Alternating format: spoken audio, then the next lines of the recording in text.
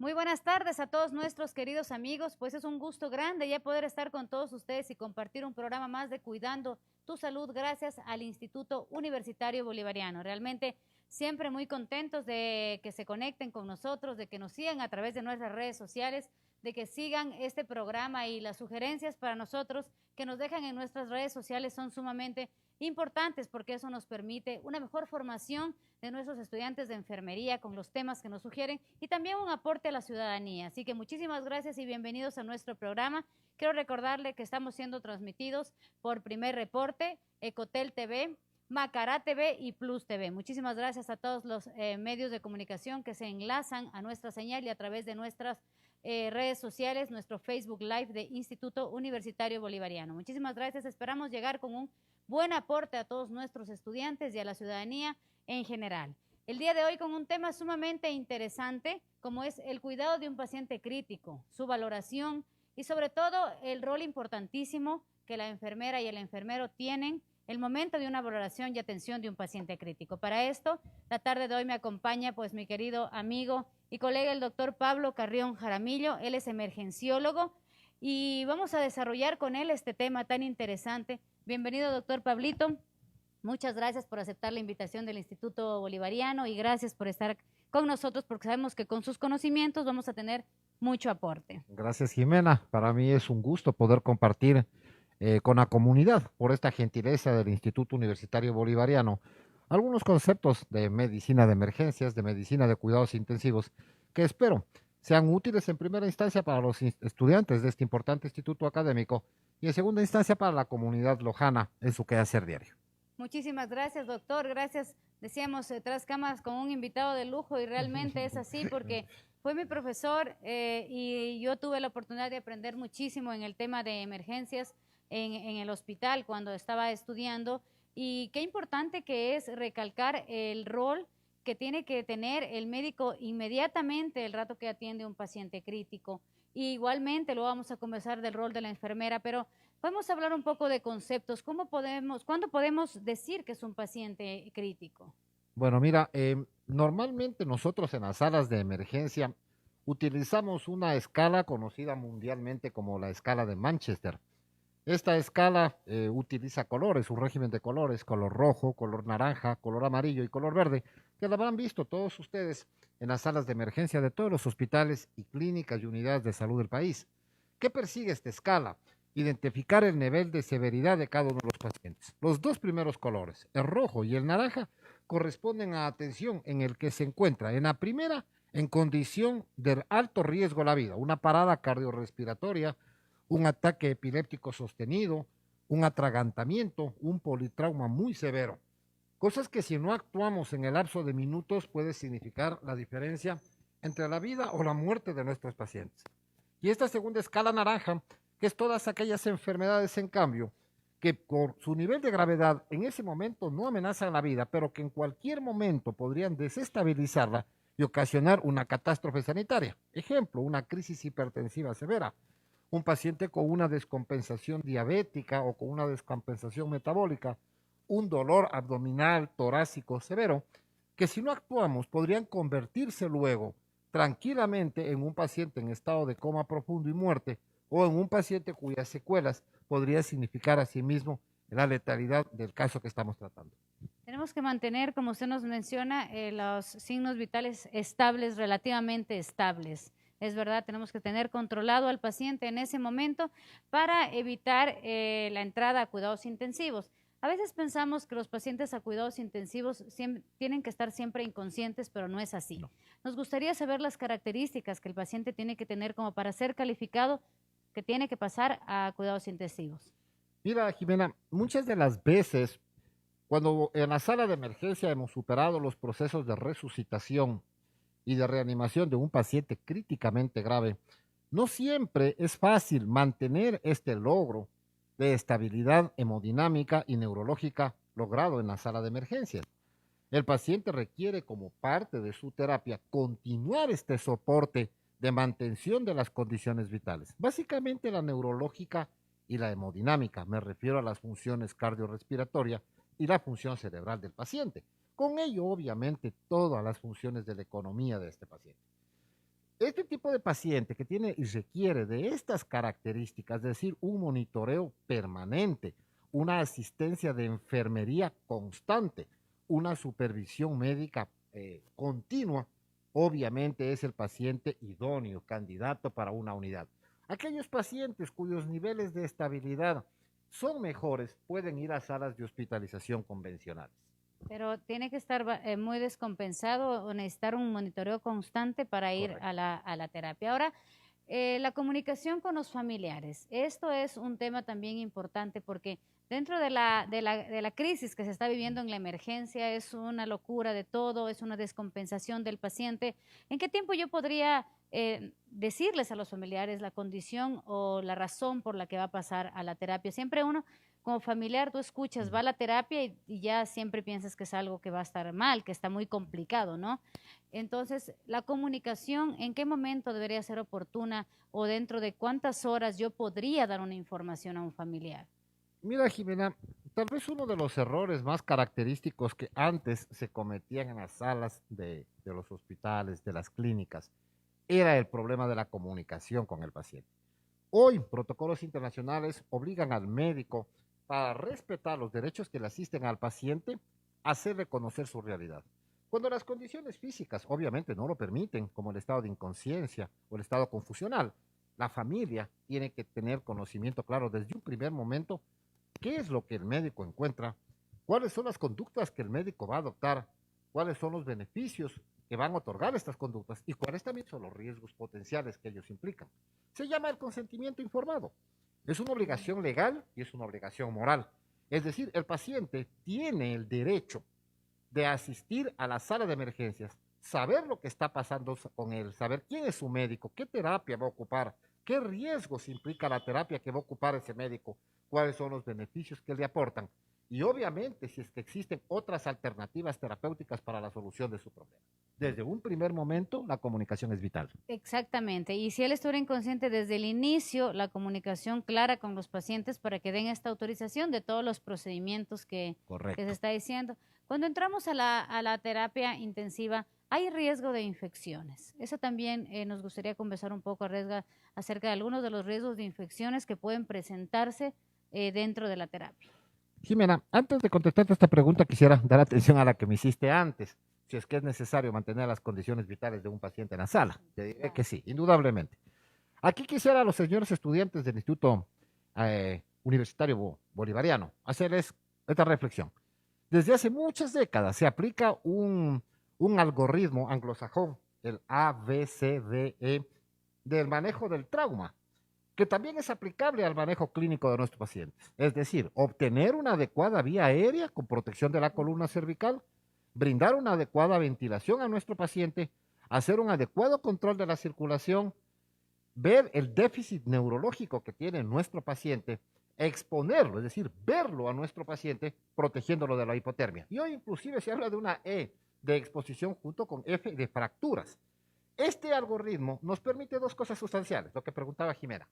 ¿Es necesario mantener las características de vida? Sí, porque nos permite dos que son vitales. Oxígeno a todas las células de nuestra economía, es decir, una ventilación adecuada y una circulación o mantención de la presión arterial y el latido cardíaco adecuados. Es decir, las dos condiciones o los dos pilares sobre los que soporta la vida humana. Eso es importante. Ahora, respecto de las infecciones en las terapias intensivas, diría que no solo en terapia intensiva, sino en todo el hospital. Y aquí, nuevamente, normas que nos las enseñaron, a veces no la academia, sino nuestros padres. Las normas de aseo básico.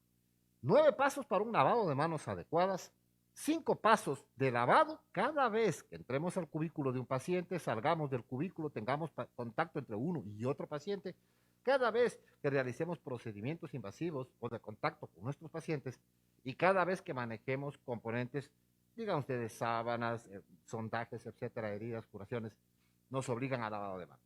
Si respetamos los tiempos y los espacios, Jimena, la cobertura antibiótica pasa a un segundo plano. Que si son frecuentes las infecciones, sí, lo son frecuentes y generalmente gravemente frecuentes. Y aquí para los médicos, el uso adecuado de antibióticos en relación a la patología que tiene cada uno de nuestros enfermos. Perfecto. Ahora, el rol de la enfermera es fundamental. Estamos hablando de que estamos estabilizando en la sala de emergencia, pasamos a que se continúe este monitoreo del paciente para que esté estable, ella tiene un papel, y él y ella, los enfermeros y enfermeras, tienen un papel fundamental porque son quienes van a estar monitorizando todo el tiempo al paciente y quien a tiempo nos va a dar una alerta y nos va a decir, algo pasa, aquí la curva se está alterando, esto está variando. Entonces, la concentración y atención de ellas y el conocimiento sobre un paciente crítico es fundamental las primeras horas y bueno, durante el tiempo en terapia del paciente. Pero el rol es importantísimo, son la mano derecha definitivamente del médico para hacer el seguimiento de la evolución del paciente. Yo considero, lo he manifestado así en el ejercicio de cerca de 30 años de mi trabajo, la enfermera es la otra cara de la moneda en la atención de una sala de emergencia de un hospital. En un lado está el médico, en el otro lado la enfermera, unidos o interconectados a través de todos los compañeros que en el hospital hacen asistencia sanitaria. La persona de la dieta, la persona de la limpieza, la persona de la lavandería, los compañeros de imagen, de laboratorio, etcétera, etcétera. Pero la enfermera es el complemento perfecto del médico. Es quien ejecuta la prescripción del médico, es quien supervisa y vigila la evolución del paciente. No con esto le quito responsabilidad a los colegas médicos, pero es la enfermera. Por eso es lo que el logo de ellas es una lamparita, porque es la mujer que está permanentemente observando, viéndole a su paciente. De pronto la que más contacto e intimidad mantenga con el paciente. Y eso es muy rescatable.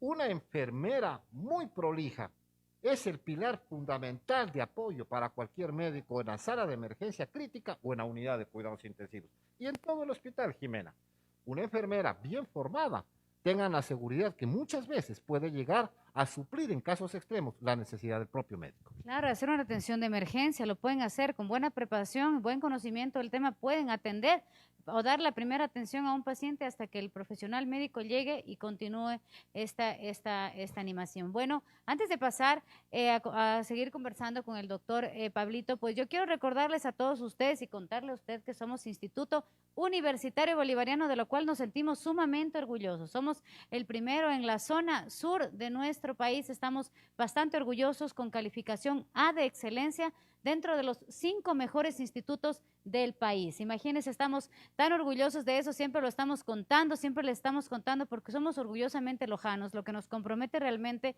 a seguir trabajando en la formación de todos nuestros estudiantes, de todos los lojanos jóvenes que confían en el Instituto Universitario Bolivariano. Si tú quieres saber más acerca de nosotros, escríbenos en nuestra página www.tbolivariano.edu.es y forma parte de este maravilloso proyecto. Próximamente también estaremos ofertando maestrías y especialidades de cuarto nivel. Estamos orgullosos con muchísimos proyectos.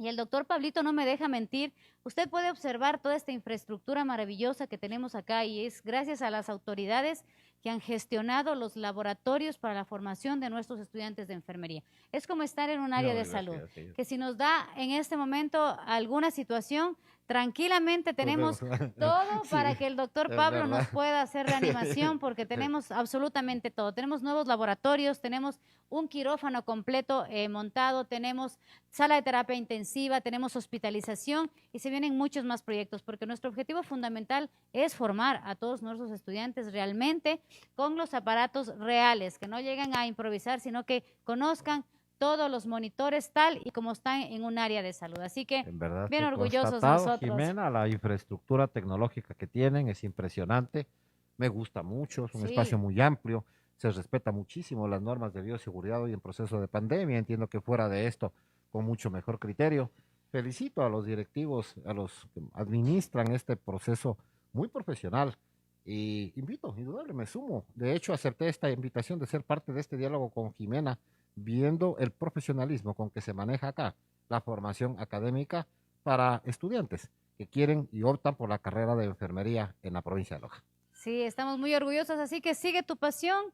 Puedes hacerlo gracias al Instituto Universitario Bolivariano. Nos preocupa tu salud y nos interesa tu bienestar. Obtén tu título de tercer nivel en enfermería. Síguenos en nuestras redes sociales, como siempre les estoy recordando, para que sepan más acerca del Instituto Universitario Bolivariano. Vamos a pasar en un ratito, doctor, a conversar con las estudiantes y las docentes que han preparado una práctica para que vean cuál es el rol que tiene la enfermera, la atención y el cuidado inmediato que tiene que darle. Algo antes de pasar, me gustaría que usted nos sugiera o nos comente pues la atención que ellas tienen que tener antes de una valoración previa que tienen que tener antes de pasar a la sala de terapia. Mira, una vez que se han cumplido los procedimientos de resucitación o de reanimación en una sala de emergencia y el paciente tiene que ir a cualquiera de estos destinos que decimos nosotros, o va al quirófano, o va a la terapia intensiva, o va a las salas de hospitalización, de observación en emergencia, existe una técnica SAER. Es una técnica que permite, y es de conocimiento de las enfermeras y de los médicos, que permite transmitir la información de todo lo referente a la condición del paciente, sus antecedentes, lo que se hizo en la sala, lo que está pendiente a realizarse, los riesgos que tiene ese paciente, sobre todo alergias, el momento que se pasa de una sala a otra. De tal forma que la enfermera que recepta en la otra unidad tiene un conocimiento pleno de qué condiciones y qué características tiene el paciente que va a recibir. Perfecto, muy bien. Así con esta sugerencia, vamos a nuestros laboratorios. Está listo el laboratorio de enfermería número 2. Ya está listo con todos los estudiantes y docentes preparados para la práctica. Así que adelante, por favor.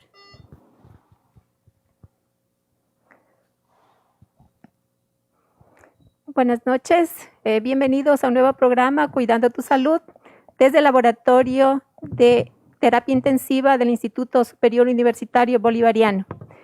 A continuación, la licenciada Rosa Pogo va a hacer la demostración del equipamiento y los suministros que debe contar una unidad de terapia intensiva.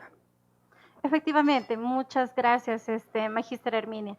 Efectivamente, nos encontramos en las instalaciones del Instituto Superior Universitario Bolivariano con el moderno laboratorio de la Unidad de Cuidados Intensivos, ¿verdad? Vamos a mostrar en esta tarde el espacio físico con el que cuentan nuestros estudiantes para su formación. Acompáñenme, por favor, en un recorrido muy pequeño, pero muy significativo de esta Unidad de Cuidados Intensivos, ¿verdad? Entonces, vamos a iniciar, por favor, ¿sí? Vamos a iniciar con las instalaciones, ¿verdad? Entonces, disponemos de una cama eléctrica, ¿sí? Como usted lo puede observar, ¿verdad? Prácticamente para lo que es la movilización de nuestros pacientes en la unidad de cuidados intensivos, que es fundamental para que usted coloque al paciente en posición Fowler, semi-Fowler, de cúbito lateral derecho, izquierdo, y así evitar las famosas úlceras por presión. Entonces, también cuenta con las barandelas, con los para evitar que nuestro paciente sufra una caída y que aparte de estar con un traumatismo o estar con una infección nocosomial o como sea el diagnóstico que tenga su paciente, ¿sí? Adicional tenga una fractura de cadera, adicional tenga otra fractura y tenga que pasar más tiempo hospitalizado, ¿verdad? Entonces, como usted puede observar, tenemos las camas totalmente modernas para poder observar y realizar estos procedimientos, ¿verdad? Adicional contamos con lo que es el material, una mesa de Sane, ¿verdad? Entonces, también contamos con unas muy modernas lámparas de laboratorio que son para cirugía menor.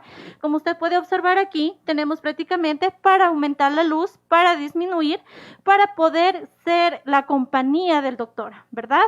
Somos el brazo derecho de los doctores al momento de realizar un procedimiento invasivo, ¿sí? Tal como es la colocación de una vía venosa central, vamos a necesitar todos estos insumos, ¿sí? Acá también tenemos lo que es prácticamente un set de diagnóstico, el cual nos va a permitir, ¿sí? El cual nos va a permitir realizar diferentes procedimientos con nuestros pacientes. Como ustedes pueden observar, es totalmente moderno, ¿verdad? Porque estamos acostumbrados a los sets de diagnósticos que son casuales, más pequeños, pero como usted puede observar, sumamente toda la instalación es totalmente moderna, ¿verdad? Tenemos las bombas de infusión también para poder pasar a nuestros pacientes lo que son los fármacos para poder enseñar a los estudiantes cómo tienen que manejar las bombas de infusión. Recordemos que en la unidad de cuidados intensivos suelen haber hasta 8 bombas en un solo paciente, ¿sí? Entonces, tenemos también lo que son para tomar la presión arterial, ¿sí? Que se encuentran empotrados prácticamente a la pared con su respectivo fonendoscopio, ¿sí?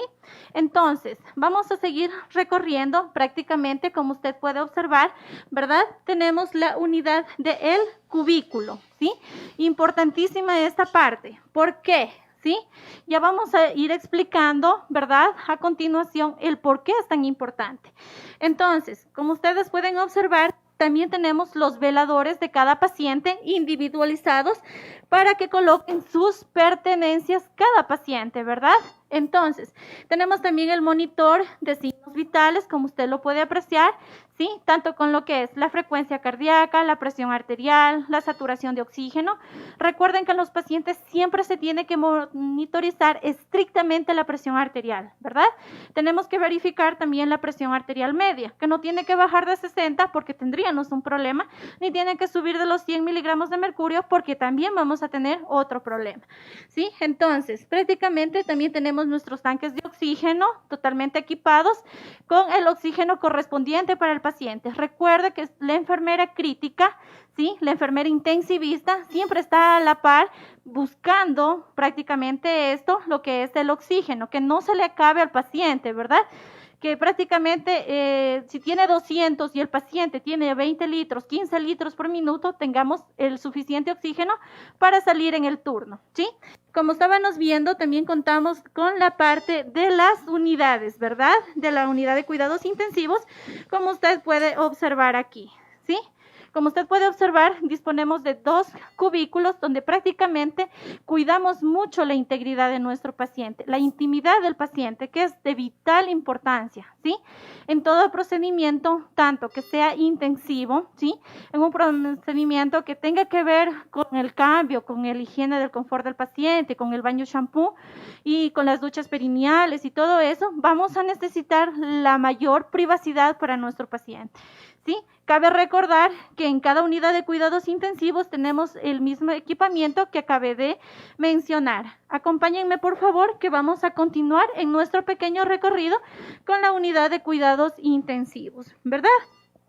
Aquí tenemos también los modernos máquinas de aspiración de secreciones. Como ustedes les pueden observar, estamos en total capacidad de realizar los procedimientos como es la aspiración de secreciones en un paciente crítico, tanto en lo que es en el tubo como en lo que es la parte de una traqueotomía, ¿verdad? Importantísimo para la saturación de nuestro paciente, ¿verdad? Adicional, vamos a seguir en nuestro recorrido. Tenemos un tanque de oxígeno, ¿sí? Si usted lo puede apreciar, por favor, tenemos un tanque de oxígeno que regularmente tenemos que chequear que este tanque de oxígeno tenga el oxígeno suficiente durante el turno, ¿sí? Porque en ocasiones vamos a necesitar transportar a un paciente de un lado hacia otro y ocupar este tanque de oxígeno en diferentes procedimientos, incluso en la movilización, ¿sí?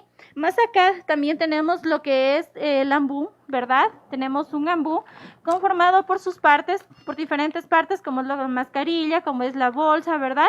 Y también para realizar lo que son los procedimientos de RCP o reanimación cardiopulmonar, ¿verdad?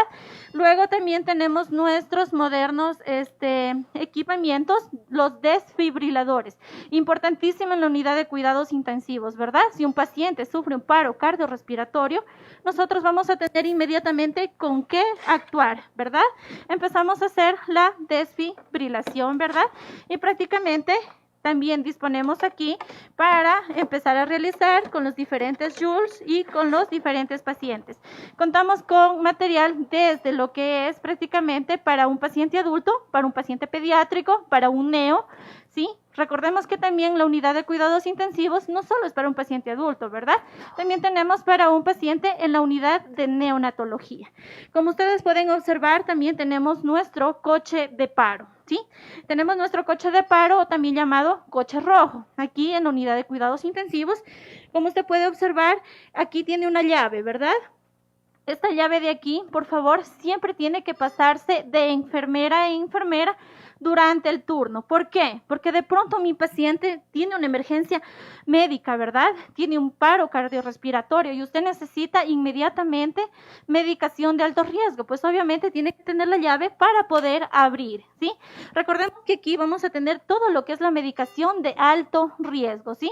Vamos a tener soletroles, vamos a tener medicación vasoactiva, ¿sí? Vamos a tener medicación diurética, analgésica, de todo, ¿sí? Y aquí vamos a ordenar en la unidad de cuidados intensivos siguiendo la nomenclatura de la A, la B y la C, ¿sí? Siendo la A la vía aérea, todos los insumos para vía aérea, siendo prácticamente la B, la vía ventilatoria, todo lo que son los tubos de aspiración, sondas de succión y todo lo que incluye. Y tenemos la parte de la vía C, que es de la vía circulatoria, ¿sí? Que tenemos prácticamente todo lo que son las soluciones cristaloides y todo lo que incluye para el torrente sanguíneo, ¿sí? A continuación, damos paso al laboratorio número 3, donde se va a hacer la práctica de un paciente que ingresa a urgencia por un accidente cerebrovascular isquémico. Le damos paso al laboratorio 3. Muy buenas tardes. Estamos aquí en el laboratorio de la emergencia y tenemos aquí en nuestro caso un paciente con un accidente cerebrovascular. Es un diagnóstico presuntivo. Nos encontramos en emergencia. ¿Cuál va a ser el actuar de la enfermera? Muy bien. Recuerden que antes de manipular al paciente, siempre debemos realizar la de las manos. Muy bien. Un paciente tenemos aquí con un diagnóstico de un accidente cerebrovascular. Dentro de los primeros cuidados que realiza enfermería, la manilla de identificación siempre debe estar en la mano derecha. Debe constar con los nombres y apellidos del paciente, número de cédula y la edad del paciente para poderlo identificar. Debemos realizar la monitorización de los signos vitales. Para ello vamos a utilizar el monitor. Dentro de lo que es la monitorización de signos vitales, vamos a valorar frecuencia cardíaca, saturación de oxígeno, presión arterial. Para ello debemos colocar los electrodos. Es importante para una valoración en la parte que tiene que ver con medicina que tengamos los signos vitales completos. ¿Qué quiere decir? Frecuencia cardíaca, frecuencia respiratoria, toma de presión arterial, saturación de oxígeno, importantísimo, además de realizar un examen físico completo y neurológico. En este caso, nuestro paciente, estamos con un diagnóstico presuntivo de un accidente cerebrovascular. ¿Qué va a proceder a hacer medicina? El examen físico. En este caso nosotros tenemos que regirnos al estudio médico, ¿no? Entonces vamos a hacer lo siguiente. Primero vamos a ver la apariencia del paciente. Entonces tenemos que ver que el paciente tenga una coloración adecuada, también si es que se presenta cianosis en este paciente, coloración azulada a nivel de sus labios. Antes de tocar al paciente, previamente lavadito de manos y el uso de guantes. En todo paciente de emergencia se usa guantes para su valoración física. Tenemos que escultar lo que es el sistema pulmonar y sistema cardíaco. ¿Por qué? Porque muchas veces puede presentar alteraciones tanto cardíacas como pulmonares. En este caso, en el nivel del corazón puede haber arritmias, a nivel de pulmón puede haber estertores, también se puede escuchar. Entonces vamos en la búsqueda de esos síntomas o signos, ¿no? Además de eso, tenemos que tener claro que una buena valoración neurológica va a ayudar muchísimo en el diagnóstico de estos pacientes. ¿Por qué? Porque nos va a permitir a nosotros ver el estado de la conciencia que presenta este paciente. Entonces, luego de esto, realizamos el examen también neurológico, tanto por parte de enfermería como por parte de medicina. Muy bien. El procedimiento de la valoración neurológica lo realiza la escala de Glasgow. La escala de Glasgow nos va a permitir valorar el estado de conciencia de un paciente. ¿Qué valora la escala de Glasgow? Valora apertura ocular, apertura verbal y apertura motora. Muy bien, dentro de nuestro paciente hemos realizado la valoración y nuestro paciente muestra un Glasgow no. ¿Ya? En este caso, nuestro paciente, como ha sufrido un accidente cerebrovascular isquémico, debemos colocar la cama a nivel de 45, posición de la Fowler, semi-Fowler, para que esta posición nos va a permitir que el paciente tenga una mejor patrón respiratorio, porque si no el paciente va a desarrollar su propio antecedente de enfermedad. Muy bien, dentro de otras valoraciones médicas también se realiza la valoración. Realizamos la valoración neurológica con la escala de Nix. Esta escala de Nix es la primera valoración que se hace a nivel neurológico. ¿Qué quiere decir? Cuando el paciente está consciente o semiconsciente. ¿Esta qué nos va a permitir a nosotros? revisar lo que es conciencia, también lo que tiene que ver con sensibilidad. Además de eso vamos a ver función motora, tanto de extremidades superiores como de extremidades inferiores. También vamos a ver sensibilidad facial y lo que es el léxico o lenguaje de estos pacientes. En este caso, nuestro paciente se encuentra en estado inconsciente. ¿Cómo vamos a valorarlo neurológicamente? Podemos hacer una valoración con estímulos táctiles. ¿Cómo cuáles?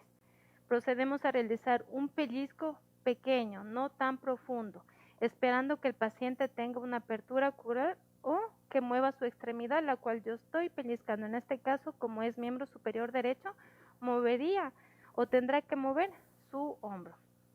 Además de eso, tenemos que valorar el reflejo pupilar. Generalmente estos pacientes presentan anisocorias. ¿Qué es una anisocoria? Cuando el paciente presenta una pupila con dilatación diferente a la otra. ¿Qué quiere decir? Una pupila del lado izquierdo puede estar midriática y la del lado derecho puede estar con miosis, que son aspectos muy importantes en una valoración en el aspecto neurológico del accidente cerebrovascular. Muy bien. Doctora, dentro de nuestro paciente tenemos una saturación de 86%. Entonces, dentro de los cuidados del patrón respiratorio para mejorar la ventilación sería la administración de un equipo de oxigenoterapia. En este caso, vamos a necesitar, doctor. Por favor, enfermera, ayúdame colocando una cánula nasal, por favor, a 2 litros por minuto. ¿Por qué a 2 litros por minuto? Porque mi paciente está descompensando, no le está llegando suficiente oxígeno a los órganos que él tiene. Entonces, el propósito de estabilizar un paciente es tener una apertura, una vía aérea abierta, tener una buena ventilación y por supuesto una buena circulación además de esto. Entonces, al colocarle a la licenciada la cánula nasal, ¿qué va a permitir? Que no se produzca hipoxia en los órganos. ¿Qué quiere decir de hipoxia? Que disminuya el flujo de oxígeno en cada órgano del cuerpo humano y no realice las funciones que tiene que realizar en el paciente. Muy bien. Son los cuidados de la oxigenoterapia. Nosotros como personal de enfermería nuestro paciente con una mascarilla, debemos retirar la mascarilla previo. También, nuestro paciente con el diagnóstico de accidente cerebrovascular, ¿ya? Nuestro paciente ya está en una posición Fowler. Entonces, no necesitamos mejorar la colocación del paciente, porque el paciente ya está en una posición adecuada. ¿Para qué? Para realizar la colocación de la oxigenoterapia y pueda llegar el oxígeno a nivel alveolar y mejore su saturación. Dentro de lo que es también la unidad de emergencia, también se realizan exámenes de sangre, exámenes complementarios. Dentro de ellos tenemos a nivel de lo que es examen físico, también aparte del examen físico tenemos que tener en cuenta que a nivel médico es importantísimo valoración de exámenes complementarios. En este caso, los exámenes complementarios que se realizan es biometría hemática como primer lugar. ¿Por qué? Para descartar presencia de infección bacteriana, porque estos pacientes tienden a adquirir infecciones en el área hospitalaria, en el área de emergencia inclusive. Además de eso, vamos a realizar una química sanguínea completa. ¿Cómo quiere decir completa? Perfil glicémico, perfil tiroideo, tiempos de coagulación. También tenemos que hacer examen de electrolitos. ¿Por qué? Porque si yo realizo un examen de glucosa, generalmente los pacientes que presentan accidente cerebrovascular tienden a presentar hipoglicemias. ¿Qué es la hipoglicemia? Es el descenso del azúcar a nivel sanguíneo. Entonces, esto es una complicación muy grave en este tipo de pacientes. En el caso del perfil tiroideo, ¿por qué? Porque pacientes que presentan este tipo de lesiones pueden presentar arritmias, entonces se debe al aumento de las hormonas tiroides. Voy a pedir también tiempos de coagulación. ¿Por qué? Porque así yo descarto si es que es un accidente cerebrovascular de tipo isquémico y de tipo hemorrágico. Cuando yo hablo de un tipo isquémico, cuando se está formando un coágulo en una arteria del cerebro y no fluye, no circula la sangre. Y cuando yo hablo de un accidente isquémico hemorrágico, cuando una arteria a nivel cerebral se rompe y empieza a salir sangre. ¿Y qué va a provocar? Que se acumule sangre en la superficie del cerebro. Entonces este va a ser un factor muy importante. ¿Por qué?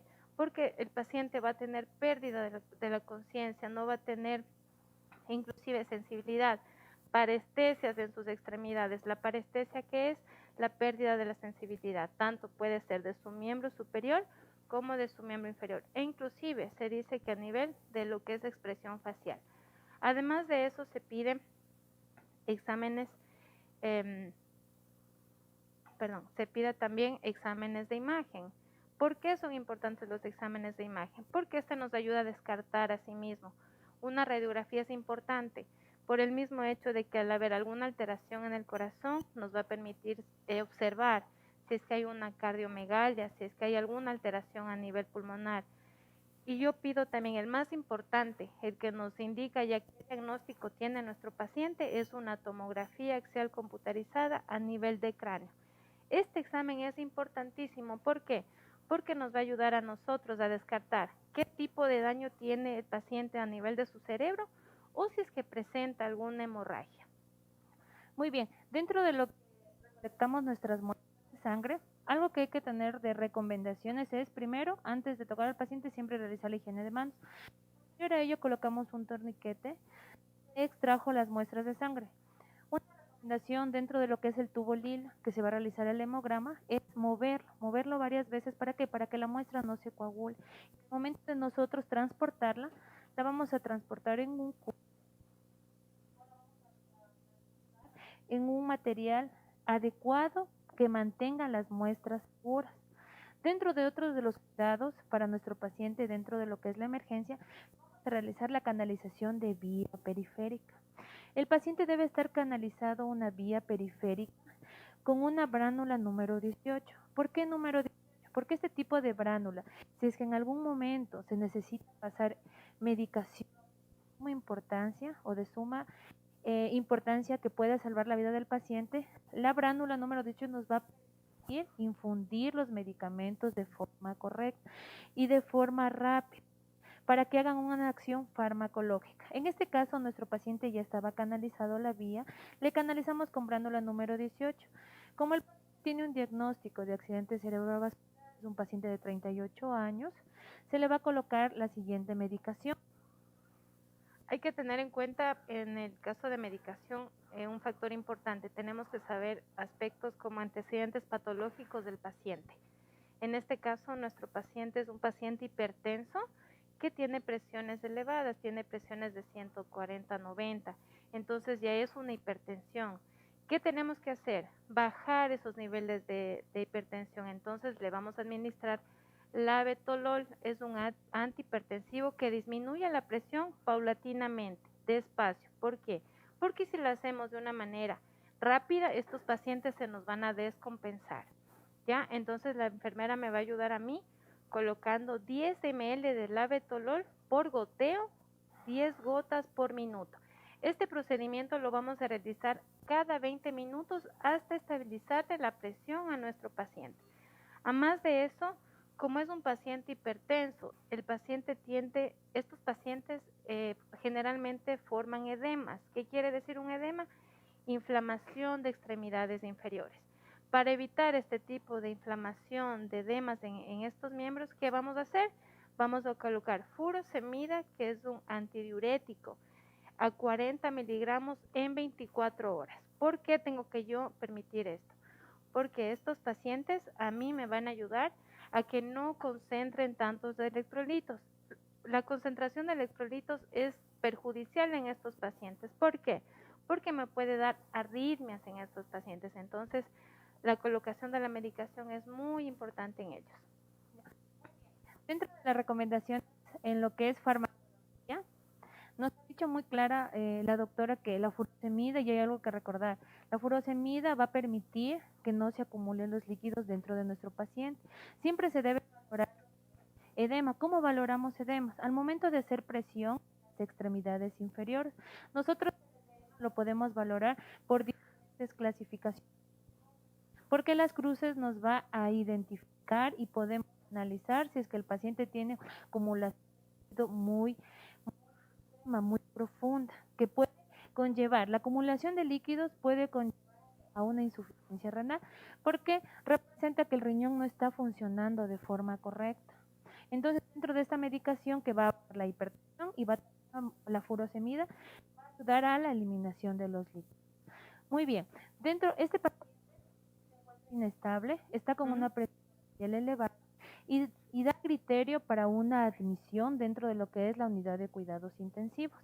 Dentro de lo que es la unidad de cuidados intensivos tenemos un criterio para la admisión. Nosotros como personal de enfermería indicamos al médico nuestra valoración y en conjunto como un equipo multidisciplinario se debe trasladar al paciente. ¿Cómo lo trasladamos al paciente dentro de la unidad de cuidados intensivos? Hacia la unidad. Debe realizar un llamado telefónico a la unidad para ver si hay disponibilidad de las camas, porque en la UCI se admite a los pacientes con algunos criterios de admisión, como entre unos de ellos tenemos por parte de medicina tiene que comunicarse con el médico que esté a cargo de dicho espacio, ¿no?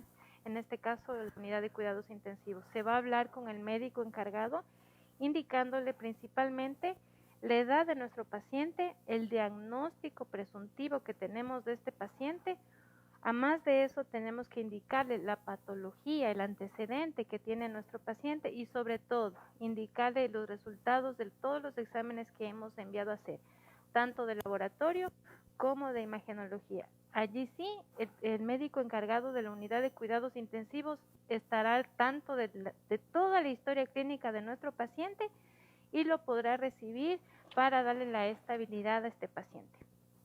Muy bien, damos paso a nuestro segundo escenario dentro de lo que ya es la unidad de cuidados intensivos, que es la recepción del paciente.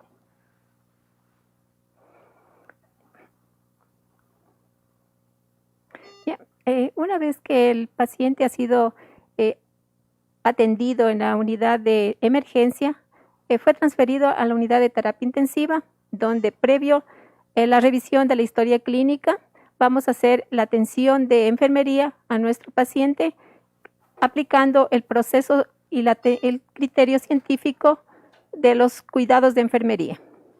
Efectivamente, ¿sí? Una vez que recibimos nuestro paciente en la unidad de cuidados intensivos, tenemos que recordar lo siguiente, ¿sí?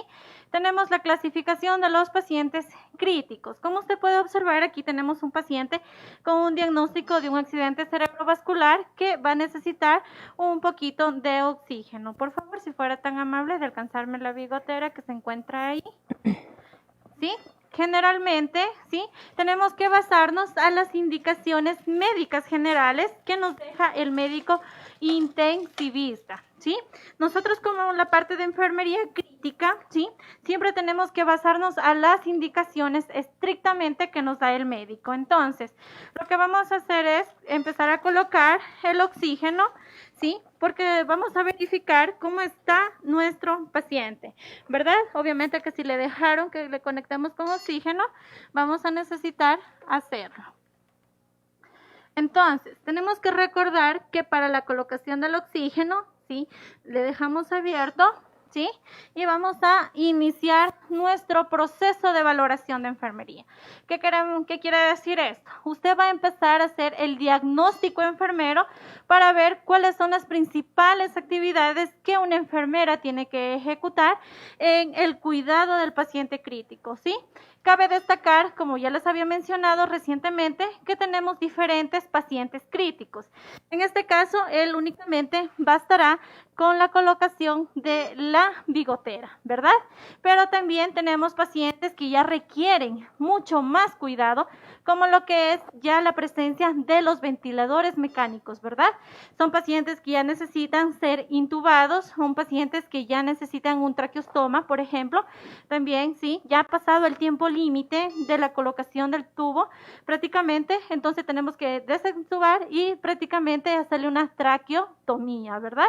Entonces, como ustedes pueden observar, además la enfermera en la unidad de cuidados intensivos es la que se encarga de realizar cada valoración del paciente, ¿sí? De forma céfalo-caudal, ¿verdad? Iniciando desde la cabeza prácticamente el sistema nervioso central, verificando con la escala de Glasgow, ¿verdad? Dando lo que es el puntaje a la parte motora, a la parte verbal y prácticamente realizando todas las intervenciones que tenemos que realizar. Cabe recordar que hay pacientes críticos, ¿verdad? Que pueden tener una escala de Glasgow de 9-15, ¿sí? Que se encuentran totalmente mal, y tenemos otros pacientes críticos que tienen una escala ya de 14-15, 13-15, ¿sí? Que se empiezan ya a recordarse, ¿sí? Ellos ya empiezan prácticamente a menorar la dosis de los psicotrópicos y se empieza prácticamente ya a tratar de volverlos a reinsertar en la vida, ¿sí? Entonces, continuamos con nuestra valoración. Nunca se olviden, por favor, de realizar la valoración de manera cefalocaudal, y también tenemos que tener un especial cuidado en las vías, ¿verdad? Tanto en las vías periféricas, en las vías prácticamente de la administración de los fluidos, porque es muy importante. Recuerden, por favor, siempre tener un control de los pacientes. Vamos a controlar tanto lo que es la parte superior y tanto lo que es la parte de los pacientes del modo prácticamente en los miembros inferiores, ¿sí? Buscando signos y síntomas de encharcamiento de líquidos. ¿Qué quiere decir? Que el paciente prácticamente se está encharcando de líquidos cuando pasamos muchos líquidos. Recuerden que el médico intensivista siempre va a ponerse en contacto primeramente con la enfermera. Usted es quien prácticamente maneja y le dice, ¿sabe qué, doctor? El paciente se encuentra en tal estado, ¿verdad? Recuerde que la enfermera es la que va a estar con el paciente las 24 horas del día, ¿sí? Vamos a seguir con toda nuestra valoración, ¿verdad? Siempre tenemos que precautelar la seguridad de nuestro paciente y también la intimidad, ¿sí? Realizar diferentes procedimientos médicos, el apoyo al médico continuo, mediante todos los procedimientos que ustedes están viendo, y también tenemos que ver la parte del abdomen, ¿verdad? Vamos a observar esa parte, cómo se encuentra ese abdomen, si se encuentra en tabla, si es un abdomen suave, si es un abdomen depresible, ¿sí? También tenemos que valorar, y también no tenemos que olvidarnos lo que es la presencia de la sábana de movimiento que se encuentra aquí, ¿sí? En nuestro paciente. Es muy importante la sábana de movimiento, debido a que con esta sábana nosotros podemos realizar las maniobras de movimiento a nuestros pacientes, ¿sí? Para evitar las famosas UPP, que son prácticamente las escaras. Recordemos que hay diferentes grados de escaras. Hay desde el grado 0 hasta el grado 4, ¿verdad? El grado 0 prácticamente es la lesión que se ve en un paciente. Puede aparecer algo rojo, lesionado, que pareciera y que no tiene mucha importancia, ¿verdad? Y de pronto también puede salir una escara prácticamente grado 4, que ya comprometa lo que es el tejido, comprometa lo que es la parte ósea, ¿sí? Y prácticamente comprometa y el paciente ya necesite más cuidados, ¿sí? Si es que nosotros no movilizamos a nuestro paciente cada 2 horas, como lo dice el protocolo, vamos a tener pacientes, aparte de tener prácticamente un paciente crítico aquí, vamos a tener otro paciente mucho más tiempo hospitalizado, ¿sí? Porque regularmente este paciente que ya tendría que salir en unos meses, se va a quedar y se va a prolongar la vida hospitalaria mucho más allá, porque ya no solo el problema va a ser el diagnóstico del paciente, sino vamos a tener otros problemas asociados a esto, como es las úlceras de presión, ¿verdad? Adicional, recordemos que estas úlceras grado 4 van a tener que tener una intervención quirúrgica, ¿sí? Solo en quirófano se las puede tratar, se las puede realizar, y también nosotros participamos, el equipo de enfermería, circulando a todos estos procedimientos invasivos, ¿verdad? Como usted puede observar, tenemos diferentes procedimientos y siempre van a depender de las intervenciones de enfermería, ¿sí? Adicional, quiero recalcarles que existen diferentes requisitos, ¿sí? Para que un paciente sea admitido en la unidad de cuidados intensivos. El primero es, como usted puede observar aquí, nuestro paciente, ¿verdad? La esperanza de vida que tiene este joven, ¿sí? La esperanza de vida que el joven prácticamente tiene ahorita, ¿sí? La esperanza de vida de que él salga de este estado comatoso, ¿sí? Esta práctica, ¿sí? Entonces, los invitamos en una nueva oportunidad para ver mucho más a fondo los cuidados de un paciente crítico. Muchas gracias.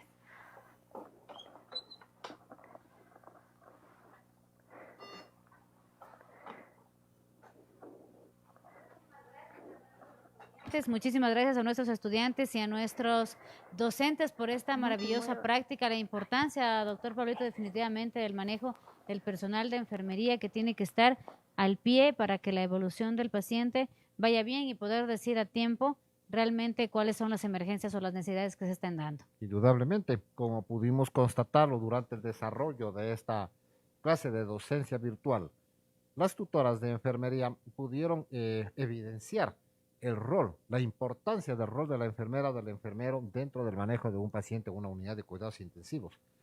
El monitoreo, la ejecución y puesta en práctica de cada uno de los estándares, primero de control de la calidad de la prestación del servicio que se da, como bien lo mencionaban las enfermeras, el respeto a la intimidad, a la privacidad, a los derechos que le asiste al paciente, el garantizar su seguridad sanitaria. Y en segunda instancia, y obviamente como parte de la terapéutica, el cumplimiento de todas y cada una de las prescripciones. Y aquí es lo importante, como lo mencionaron ellas, del rol que juega la enfermera. Si me permites, Jimena, quisiera hacer una especie de colorario que lo conversaba contigo tras cámaras. Una buena enfermera toma decisiones. Una enfermera no capacitada comete errores. Y la broma que te contaba, que la comparto con ustedes, una enfermera que a las 9 de la noche levanta a su paciente. Señor, levántese. El paciente se levanta, dígame, señorita enfermera, ¿qué necesita? Que se tome la tableta para dormir. Una enfermera con poca perspicacia para saber qué hacer. Aquí estamos hablando de enfermeras diferentes y enfermeros diferentes, enfermeros con una visión científica y una visión humanista, y eso lo celebro sobremanera, Jimena. Muchísimas gracias, doctor Pablito. Muchas gracias por acompañarnos con estas conclusiones finales del doctor, sus recomendaciones importantes, sobre todo recalcando, es así, la importancia de la formación científica de nuestros profesionales en la carrera de enfermería. Les recordamos que somos el Instituto Universitario Bolivariano, estamos orgullosos de serlo, pues categoría A, que garantizamos también la formación de los profesionales en la salud de enfermería. Nuestras matrículas ya se encuentran abiertas, contáctenos con nuestro instituto a través de redes sociales o www.tbolivariano.edu.es. Muchísimas gracias nuevamente, doctor Pablito, por acompañarnos en esta tarde. Muchas gracias a todos nuestros amigos televidentes. Soy la doctora Jimena Valdivieso y para mí también es un gusto grande siempre compartir una edición más de su programa Cuidando tu Salud. Buenas noches. Muchas gracias. Gracias, doctor Fernando.